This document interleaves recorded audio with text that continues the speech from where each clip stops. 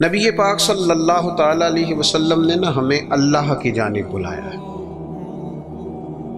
دنیا کے اندر مسلمان کا اور غیر مسلم کا فرق یہ ہے کہ مسلمان نظریاتی ہے، عقیدے والا ہے، اور جو مسلمان نہیں ہے وہ نظریاتی نہیں ہے۔ یہ ایک فرق ہے۔ نبی پاک علیہ السلام داعیہ اللہ ہیں۔ نبی کریم علیہ السلام نے ہمیں نظریہ دیا ہے، نظریہ۔ حضور نے ہماری سوچوں کو بدلا ہے، ہمیں نظریاتی بنایا ہے۔ دنیا میں ایک نظریہ یہ ہے کہ ہم نے جو محنت کرنی ہے، جو کوشش کرنی ہے، جو کاوش کرنی ہے، جو کما لینا ہے، وہی صرف ہمارا ہے۔ عقل کے زور پر، علم کے زور پر، ٹیکنالوجی کے زور پر، میڈیکل کے زور پر ہم نے چلنا ہے، اور یہ اسی پر فقط بھروسہ کریں گے تو پھر آگے بڑھیں گے۔ معاذ اللہ، یہ عام نظریہ غیروں کا ہے۔ مسلمان کا کیا نظریہ ہے؟ مسلمان کا نظریہ ہے کہ کوشش کرنا انسان کے ذمے ہے، باقی ہونا وہ ہے جو رب نے جانا ہے۔ یہ نظریہ ہے۔ عقیدہ توحید ایک نظریہ ہے۔ جب رب چاہے گا، جتنا چاہے گا، جس کو چاہے گا اپنے فضل سے عطا فرمائے گا، یہ ایک نظریہ ہے۔ نبی پاک صلی اللہ تعالی علیہ وسلم نے مکمل محنت کا حکم دیا، جد و جہد کی بات کی، ہمت کی بات کی، لیکن فرق کیا ہے؟ کافر بھی محنت کرے گا، ہم بھی محنت کریں گے۔ فرق یہ ہے کہ وہ اسباب سے نتیجہ چاہتا ہے۔ مومن کی یہ شان ہے کہ وہ ساری محنت کر کے نتیجہ اپنے رب کریم پہ چھوڑ دیتا ہے۔ ہمارے ساتھ آہستہ آہستہ یہ ہوا ہے کہ جدید دور آیا، اس دور کے اندر لوگ مادہ پرستی کی طرف بڑھے، علم پر، ٹیکنالوجی پر، میڈیکل پر، اپنی کاوش پر، اپنی عقل پر اتنا بھروسہ کیا کہ وہ اس طرح کی بولیاں بولنے لگے جس طرح کی بولیاں غیر بولتے تھے۔ ہمیں یہ حکم دیا گیا ہے کہ تم نے اپنی ہر چیز اپنے رب کے حوالے کر دینی ہے۔ تمہاری ساری کی ساری توجہ اور تمہاری مکمل توجہات کا مرکز اللہ کی ذات پر بھروسہ ہونا چاہیے۔ آپ کبھی غور کریں تو نبی پاک صلی اللہ علیہ وسلم اس مضمون کو ہمیں کس طرح سمجھاتے ہیں۔ حضور علیہ السلام فرماتے ہیں اگر تم رب پر بھروسہ کرو گے نا تو وہ تمہیں اسی طرح رزق دے گا جس طرح پرندوں کو عطا کرتا ہے۔ کبھی اس حدیث کے حسن پر غور کریں، پرندے کی کتنی تعلیم ہے، کون سا کام سیکھا ہے، گھر سے نکلا ہے تو اسے پتہ ہے کس دفتر میں جانا ہے، اسے پتہ ہے کہ میں نے کہاں نوکری کرنی ہے۔ نکلنا بہرحال شرط ہے، نکلنا اس نے ہے۔ حضور فرماتے ہیں نکلو پر تمہارا بھروسہ رب کریم پہ ہو، جب تم لوٹو گے تو اسی طرح تمہیں روزی دے گا جس طرح پرندوں کو عطا کر دیتا ہے۔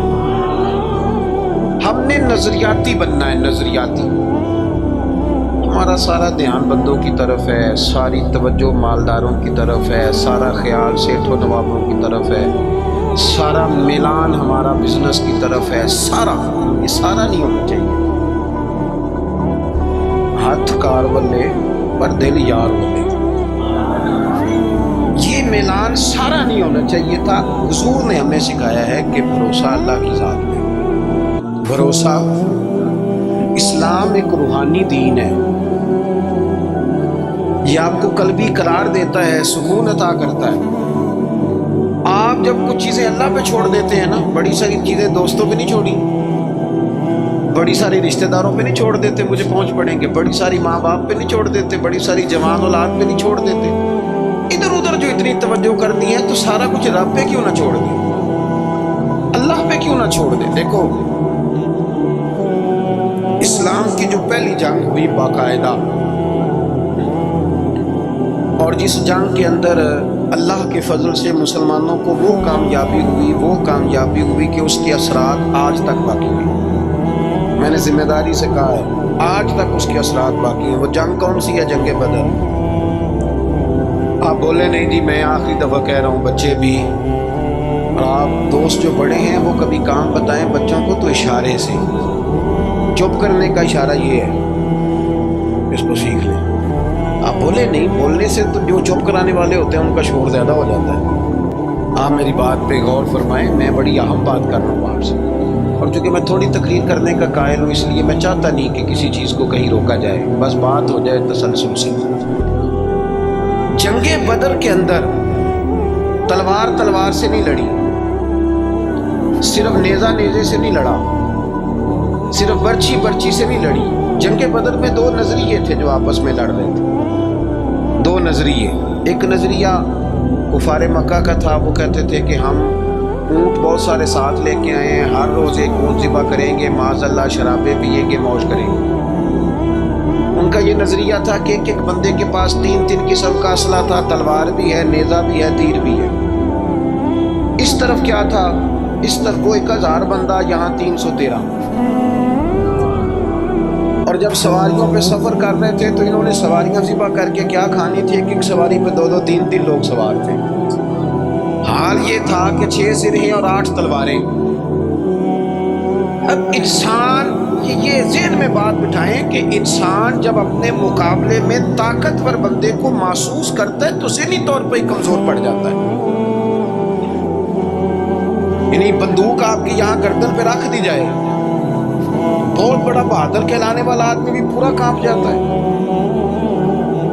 جب ذہن بن جائے نا کہ میرے سامنے 3 گنا زیادہ فوج کھڑی ہے اور اسلحے سے لیس ہے، بندہ نفسیاتی طور پر ہی کمزور ہو جاتا ہے، ذہنی طور پر۔ لیکن یہ 312 اور 13 کمزور کیوں نہ ہوئے؟ یہ گھبرائے کیوں نہ؟ جب ابو جہل نے رات کو بندے بھیجے نا، اس نے کہا جاؤ جا کے پتہ کر کے اور مسلمان کتنے ہیں، تو جاسوس نے جا کے کہا کہ جناب وہ 313 ہے، اتنا تھوڑا سا اسلحہ ہے، تھوڑی سی سواریاں ہیں۔ تو ابو جہل کہنے لگا ان سے لڑائی کیا کرنی ہے، انہیں صبح نا گھوڑوں کی اونٹوں کی پشتوں پہ باندھ کے مکے لے جائیں گے۔ یہ خوش فہمی دیکھو، یہ منہ اور مسور کی دال، وہاں لے جائیں گے اور لے جا کے نا وہاں ان سے بات کریں گے۔ تو وہ جو جاسوس تھا نا وہی بول پڑا، کہنے لگا سردار پوری تو سن لے بات۔ اس نے کہا پوری بات کیا ہے؟ کہا پوری بات یہ ہے کہ ہیں 313 پر سب کا شہید ہونے کا ارادہ ہے،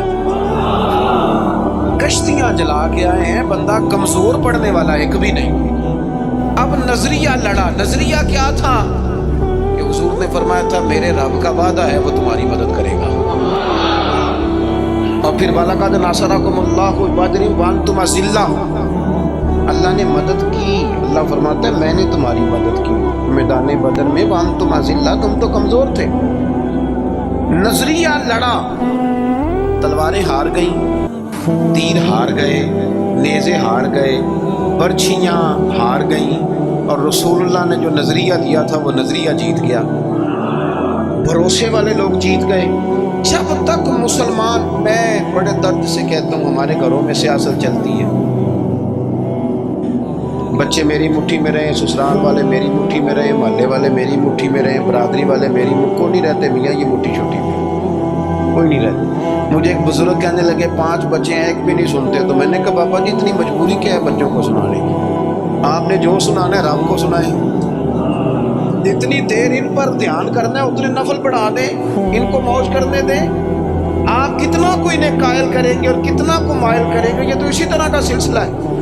جتنی سیاست ہم لڑاتے ہیں نا لوگوں کو سیٹ کرنے میں، اگر اس سے آدھا وقت بھی اپنے رب کو راضی کرنے میں لگائیں تو رب راضی ہو جائے تو لوگوں کے دلوں میں محبت پیدا فرما دیا کرتا ہے۔ نظریاتی بنے، توجہ، اتنی بندوں پہ توجہ کرنا، اتنی سیاست کرنا، اپنے آپ کو ہر وقت لوگوں میں گڈ بک میں، کوئی ضروری ہے کہ سارے لوگ ہمیں اچھا ہی کہیں؟ کوئی ضروری ہے؟ کوئی ضروری نہیں۔ کوئی ضروری ہے کہ ہر وقت آپ یہی کہیں کہ ہر کونے سے میری تعریف ہی اٹھے؟ کوئی ضروری نہیں میرے بھائی۔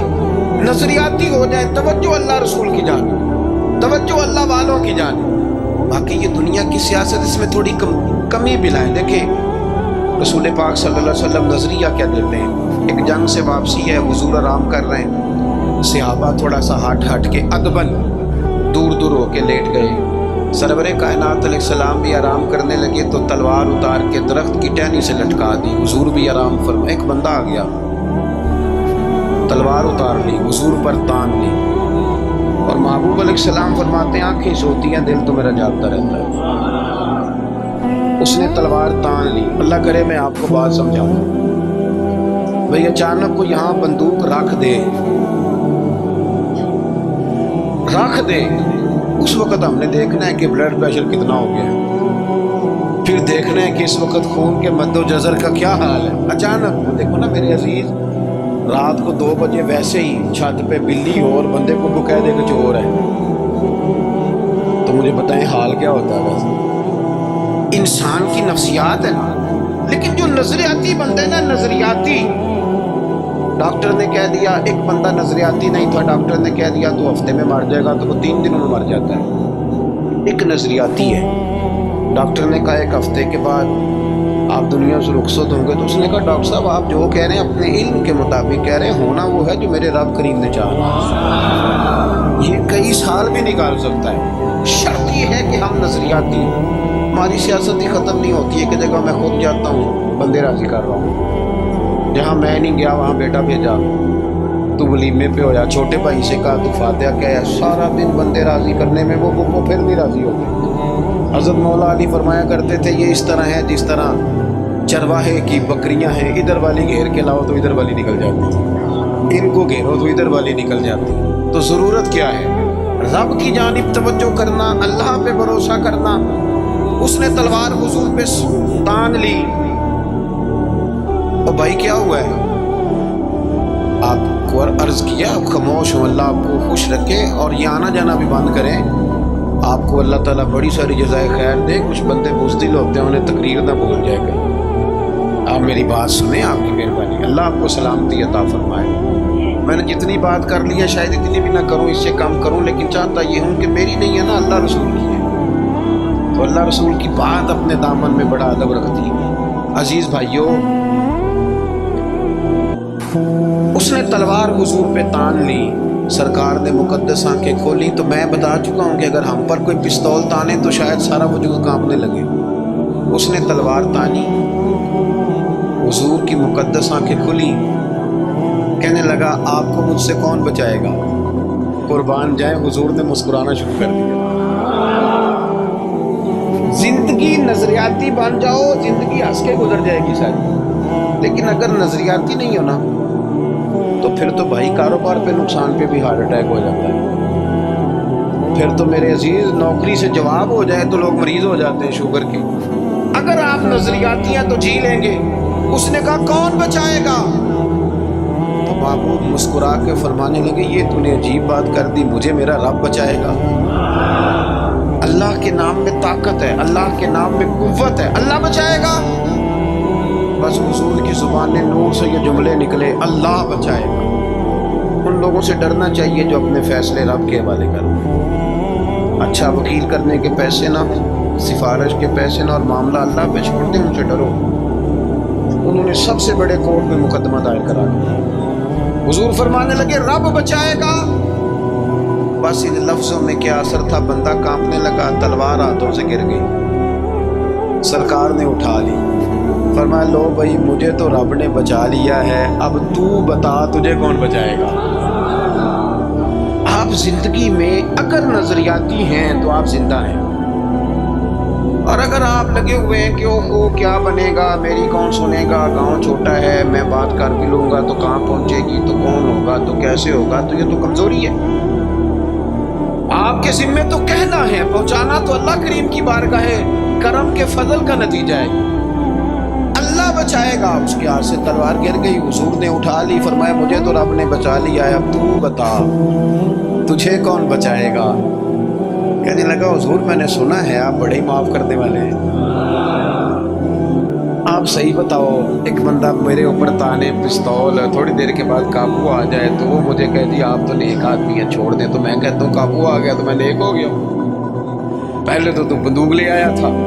लेकिन ये हुजूर सैयद आलम सल्लल्लाहु अलैहि वसल्लम के ज़रफ़ की, हौसले की और महबूब के दिले नूर की बड़ाई देखो कितना बड़ा है।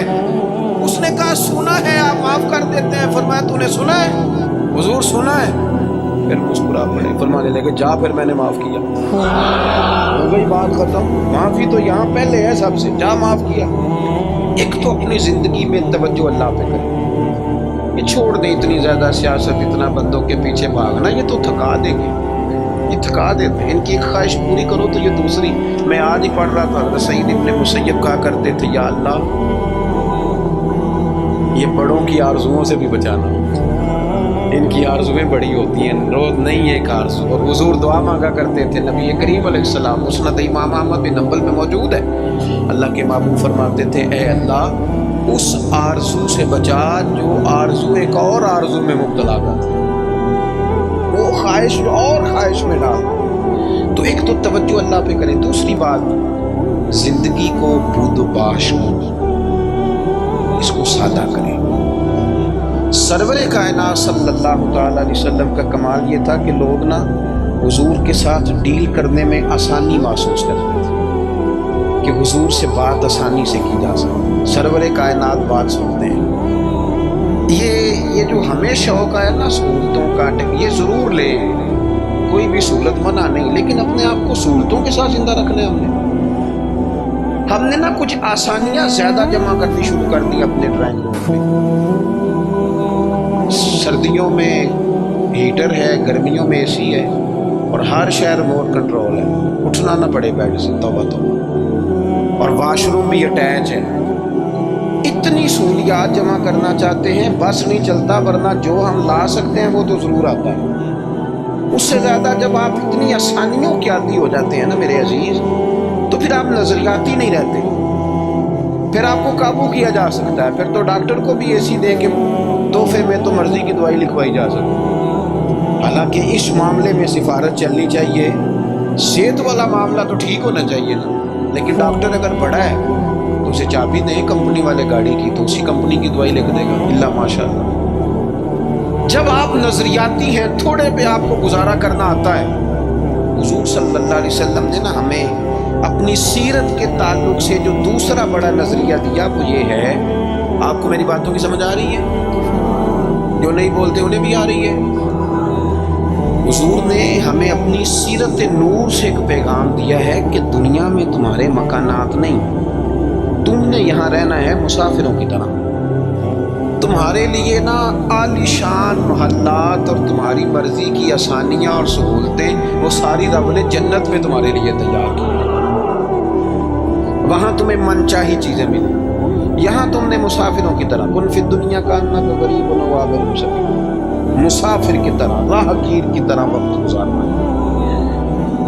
آپ نے کبھی دیکھا ہے کہ بس اسٹاپ پہ جہاں بندے کھڑے ہو کے بس کا انتظار کرتے ہیں, وہاں کبھی کسی بندے نے جگہ خرید لی ہو کہ یہاں اکثر کھڑے ہونا پڑتا ہے تو چلو جگہ تھوڑی خرید لیتے ہیں. خریدتا ہے کیوں؟ اسے پتہ ہے کہ بس آئی تو میں نے چلے جانا ہے. پلیٹ فارم پہ, ریلوے اسٹیشن پہ کبھی کسی بندے نے جگہ خریدی ہے کہ یار اکثر آنا جانا پڑتا ہے تو چلو تھوڑی خرید لیتے ہیں, کبھی خریدی ہے؟ ایئرپورٹ پہ نا میں نے یہ دیکھا ہے کہ آپ اپنا بیگ رکھ کے, ہینڈ کیری سامان رکھ کے آپ کسی کرسی پہ جائیں نا, اور آپ واش روم سے ہو کے یا کسی طبی حاجت سے ہو کے واپس آئیں تو وہاں کوئی بندہ اور بیٹھ گیا ہو تو بندے جھگڑا نہیں کرتے, چپ کر کے اپنا سامان اٹھاتے ہیں دوسری جگہ پہ. کیوں نہیں کرتے؟ ان کو پتہ ہے کہ فلائٹ آئی تو میں نے یہاں رٹا ڈالنے کی ضرورت کیا ہے. آپ نبی کریم علیہ السلام کی بات کو سمجھیں. حضور نے فرمایا کہ تم نے یہاں مسافر کی طرح رہنا ہے. مسافر کو 2-2 مرلے کے لیے جھگڑے کھڑے کرتے ہیں, وہ کچھ 6-6 انچ کے لیے رٹے ڈالتے ہیں. ان کو تو پتہ ہے کہ حضرت اسرائیل نے آنا ہے اور ہم نے چلے جانا. اس لیے حضرت بلال حبشی رضی اللہ تعالیٰ عنہ بڑا عرصہ رہے مدینہ طیبہ, 10 سال رہے, انہوں نے کوئی مکان نہیں بنایا. ایک حجرے میں وقت گزر گیا, کو بتائے کہ شادی سے پہلے مولا علی شیر خدا کا مکان کہاں تھا, کو بتائے کوفے میں کتنی جائیدادیں بنائی انہوں نے, کہاں محلات تعمیر کیے ان لوگوں نے. ان کو پتہ تھا حضرت عمر پر 80 دینار کا قرضہ تھا. انہوں نے پتہ تھا کہ جب حضور آئے تھے نا معراج کی رات تو مجھے بتایا تھا کہ عمر میں تیرا محل دیکھ کے آیا ہوں. تو جب حضور دیکھ آئے تھے تو پھر انہوں نے یہاں بنایا. یہ یہ نظریاتی بات ہے، اس کو آپ نے سمجھنا ہے۔ ہمارے ہاں یہ ابھی کرونا آیا نا، پینک پھیل گئی، ٹینشن کے مریض بڑھ گئے۔ آپ نے ناراض نہیں ہونا، زیادہ تر وہ لوگ ٹینشن میں ہیں جو آسانیوں میں جینے والے تھے نا، کیونکہ بندے نے اتنی قیمتی کوٹھی بنائی ہو پھر چھوڑ کے مر جائے، دل نہیں کرتا مرنے۔ اتنے پیسے جمع کیے ہوں پھر چھوڑ کے کیسے مرے، دل ہی نہیں کرتا۔ وہ لوگ مسافر تھے جنہوں نے سامان باندھے ہوئے تھے، جب رب کا حکم آئے گا ہم حاضر ہو جائیں گے۔ اب یہ ٹینشن کیوں پھیلی؟ ٹینشن بھی اس لیے پھیلی کہ ہم اسلامی نظریات کو نہیں سمجھتے۔ وہ میرے بھائی، وہ کسی اور کا عقیدہ ہے کہ مر جائیں گے تو فنا ہو جائیں گے، اور کا عقیدہ ہے۔ اور مجھ سے کچھ سوالات بھی ہوئے اس دوران۔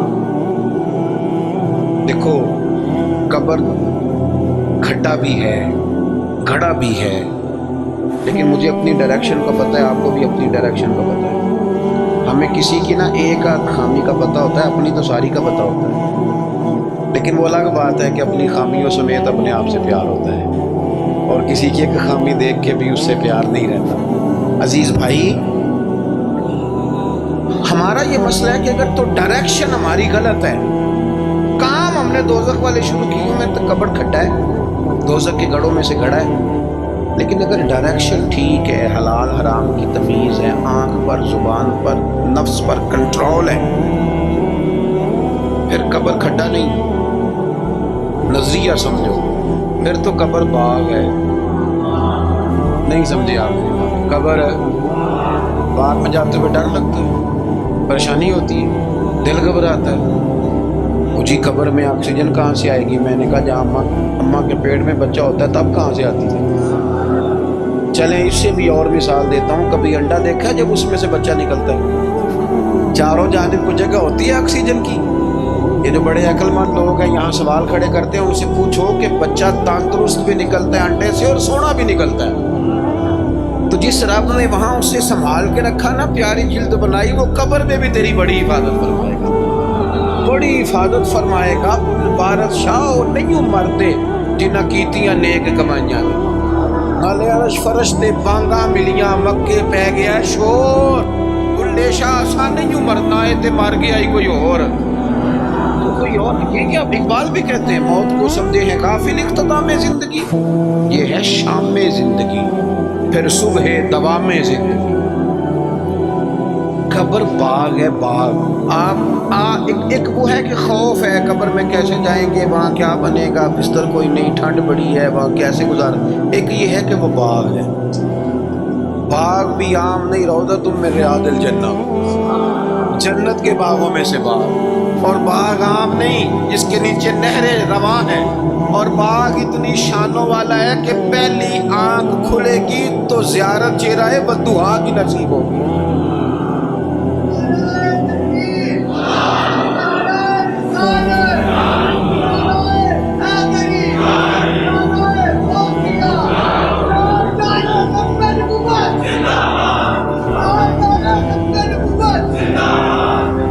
میری بات پر توجہ کریں، جب آپ کا یہ نظریہ بن جاتا ہے نا کہ میرے لیے آگے بڑا کچھ ہے۔ جو لوگ یہاں سے گئے تھے نا سعودی عرب محنت مزدوری کرتے، انہوں نے وہاں مکان بنائے، میں نے دیکھا ہے کہ جس نے جو گیا تھا نا 35 سال پہلے جو کمبل خریدا تھا، واپس آنے تک وہی کمبل ہے، اور وہاں بیٹھ کے اس کو پتہ ہے نا میرا گھر پاکستان میں ہے، تو یہاں وہ ٹائلیں بھی لگواتا ہے، حالانکہ آ کے سال میں رہنا 15 دن ہے، 20 دن ہے، ٹائلیں بھی لگوا رہا ہے، تیاریاں کیوں؟ کسین بن گیا میرا اصل گھر ہے۔ یہ حضور ہمیں سوچ دیتے ہیں کہ تمہارا اصل گھر جنت میں ہے۔ اسی پنجابی چ ایک لفظ بول رہے ہیں، تم کدے سوچیا بھی نہیں ہوگا، بولتے ہیں نا جی، اس کا معنی کیا ہے کہ تیری سوچ سے، تیرے ادراک سے ماوراء بات کر رہا ہوں۔ حضور کیا فرماتے ہیں؟ نبی پاک فرماتے ہیں تمہارے لیے رب نے جنت میں وہ نعمتیں تیار کی ہیں نہ کسی آنکھ نے دیکھی، نہ کسی کان نے سنی، اور فرمایا تمہارے دل پر خیال بھی نہیں گزرا ہوگا کہ اللہ یہ عظمت عطا فرمائے گا۔ اس کی طرف رغبت کی۔ یہ تو آپ آئے ہیں جاہل لوگ جو جنت کا مذاق اڑاتے ہیں۔ ہمارے بعض نعت خواں اللہ ماشاءاللہ، بعض ادیب، بعض شاعر، بعض واعظین وہ کہتے ہیں میں جنت ہوگا دی گل کر، اگا کتے جانا ہے تو یہی سارا کچھ ہے، جنت میں ہی اللہ کا قرب ملے گا اور یہی رسول اللہ کی زیارت بھی نصیب۔ آگے کدھر جانا ہے تم نے؟ کون سی نئی جگہ بنا لی میاں تو نے؟ بات کو سمجھے۔ اب حضور نے نظریہ دیا، حضرت عمر فاروق رضی اللہ تعالیٰ عنہ سرکار سے ملنے آئے۔ حضور نہ موٹے بان کی چارپائی پہ آرام فرما دے، ہن تے پئی پنڈاں وچ بھی بیڈ نے، بان دیاں چار پئیاں کتھے رہ گئیاں؟ کی آکھیدا سی مونج دی منجی؟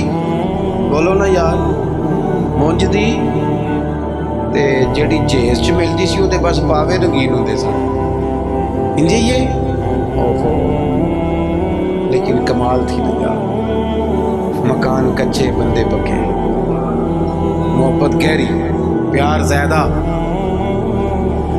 حضرت عمر آئے، اللہ کے رسول آرام فرماتے موٹے بان کی چارپائی پہ، حضور حضرت عمر کے لیے اٹھے تو کمر پر نا یہ جو موٹے بان کی چارپائی ہوتی ہے اس کے نشان پڑ جاتے ہیں، اور ہم نے دیکھے اکثر بزرگوں کی کمروں پہ نشان ہوتے، اکثر دیکھے۔ سرکار اٹھے تو کپڑا مبارک ذرا ہٹا تو دیکھا کہ نشان پڑے ہوئے، تو حضرت عمر رو پڑے، دلیر آدمی تھے پر رو پڑے، حضور کی محبت میں روئے۔ عرض کی یا رسول اللہ، کیسر و کسرا تو دنیا میں بڑی آسانیوں میں ہیں اور آپ اللہ کے حبیب ہو کے وہ درد سے رو رہے ہیں، اخلاص سے بات کر رہے ہیں، لیکن نبی کریم علیہ السلام ان کی سوچوں کو بدل رہے ہیں، انہیں نظریہ دے رہے ہیں۔ حضور فرمانے لگے عمر تم پسند نہیں کرتے کہ وہ دنیا میں تھوڑی آسانی لیں اور آخرت میں رسوا ہو جائیں گے، اور یہ پسند نہیں کرتے کہ ہم دنیا میں تھوڑی تکلیف برداشت کریں اور آخرت کی ساری سعادت اللہ ہمیں ہی عطا فرما دیں۔ اس لیے حضور نے فقر کو پسند کیا، سادی روٹی کو پسند کیا، کچے مکان کو پسند کیا۔ جب آپ کا نظریہ یہ نہیں بنتا کہ میرے لیے آگے بڑا کچھ ہے، اتنی دیر تک انسان آخرت کی تیاری کا شوق پیدا نہیں کرتا۔ اگر یہ نظریہ بن جائے، وہ مولانا رومی رحمۃ اللہ لکھا ہے کہ مصر میں ایک زمانے تک یہ طریقہ رہا کہ وہ سال کے نا آخری دن، سمجھ لیں ذی الحج کی 29 تاریخ کو دریا کے کنارے جاتے تھے تو جو بندہ سب سے پہلے کشتی سے اترتا تھا نا اسے پکڑ کے بادشاہ بنا لیتے۔ پورا سال اس کی بات مانتے تھے، لیکن سال گزرنے سے 2-3 دن پہلے اسے جنگل میں چھوڑ آتے تھے، بھیڑیے کھا جاتے تھے، کہتے تھے اگر زندہ رہا تو دوبارہ کرسی پہ بیٹھنے کی سازش کرے گا۔ اس کا بھی بڑا ذائقہ ہے نا، ایک دفعہ بندہ بن جائے تو پھر یہ چسکا جاتا بھی نہیں۔ تو ان کا یہ طریقہ تھا۔ ایک درویش بھی ایک دن، اسے کیا پتا تھا کہ یہ بادشاہ بنائیں گے، وہ اترا کشتی سے، انہوں نے پکڑ لیا، وہ کدھر لے کے جا رہے ہو؟ کہا تمہیں بادشاہ بنانا ہے۔ کہنے لگا مجھ سے تو پوچھ لو۔ انہوں نے کہا بادشاہ ہم جو بندہ آتا ہے نا ہمارا اصول ہے بادشاہ بنا لیتے ہیں۔ تو اس نے کہا ٹھیک ہے، بتاؤ بادشاہ کے ساتھ کیا کرتے ہو، کیا طریقہ؟ انہوں نے کہا جی سال آپ کی بات مانیں گے، میں سال کے بعد کہنے لگے وہ جنگل ہے اس میں چھوڑ آئیں گے۔ کہنے لگا ایک تو 2 وعدے کرو، ایک تو تم جو میں کہوں گا سارا سال مانو گے، اور دوسرا اسی جنگل میں چھوڑو گے، کسی اور میں تو نہیں پھر چھوڑا ہو؟ انہوں نے کہا نہیں اسی میں چھوڑیں گے۔ اس نے بیٹھتے ہی پہلا حکم یہ دیا کہ اس جنگل سے ساری جھاڑیاں کاٹ دو۔ دوسرا حکم یہ دیا اب جھاڑیاں کٹ رہی تھی تو درندے ویسے ہی بھاگ گئے جنگل سے۔ پھر اس نے کہا کہ یہاں ذرا لگا کے نا اچھے طریقے سے حال تو ذرا پھول اگاؤ، کھیتیاں اگاؤ۔ وہ پورا سال وہ باغ سنوارتا رہا۔ اب لوگوں نے وعدہ کر لیا تھا وہی چھوڑ کے آئیں گے۔ سال کا آخر ہوا تو پہلے بادشاہوں کو لے جب وہ بیٹھتے تھے نا کرسیوں پہ تو غافل ہو جاتے تھے اور چکروں میں پڑ جاتے تھے۔ معاذ اللہ کہتے تھے یہ گزارو نا تو پھر آخری دن دیکھا جائے گا۔ معاذ اللہ جو آج ہماری سوچیں بن گئی۔ اب آخری دن جب جنگل میں لے کے جاتے تھے تو تڑپتے تھے نہ لے کے جاؤ نہ لے کے جاؤ، لیکن اس نے چونکہ سارا سال محنت کی تھی نا وہاں جانے کے لیے، اس کو جب لے کے جا رہے تھے تو کہہ رہا تھا اجے لونی ذرا جلدی نہیں لے جاتے، ذرا جلدی نہیں لے جاتے۔ عارف رومی فرماتے ہیں کچھ بندے دنیا میں رہتے ہیں، دنیا میں جیتے ہیں، لوگوں کے ساتھ وقت گزارتے ہیں، لیکن موقع ملا ہوتا ہے نا اپنی قبر کو باغ بناتے رہتے ہیں، پھول لگاتے رہتے ہیں۔ اور یار کتنی لمبی راتیں ہیں، جو ان راتوں میں بھی تہجد نہ پڑھے اس نے کب پڑھنی؟ جو ابھی بھی، اور دروازہ صبح کھٹک گیا تو پھر بھی تو اٹھنا ہے کہ نہیں؟ بولو خدا نہ کرے کوئی بیمار ہو گیا تو سحری میں اٹھنا پڑے گا کہ نہیں؟ بہتر نہیں رب کی رضا کے لیے اٹھ جائیں، اٹھے نا 5 بجے آدھا گھنٹہ نفل پڑھیں، پھر فجر ہو جائے گی، پھر اس کے بعد فجر کی فرائض کی تیاری کریں۔ دنیا میں رہ کے جو بندہ اپنی وہاں کے मारता रहेगा ना बिच्छू कब्र के, इंशाल्लाह जब वो दुनिया से जाएगा ना तो हज़रत बायजीद बुस्तामी की तरह हंसता मुस्कुराता ही दुनिया से जाएगा, फिर हंसता मुस्कुराता ही दुनिया से जाएगा। और आला हज़रत बरेलवी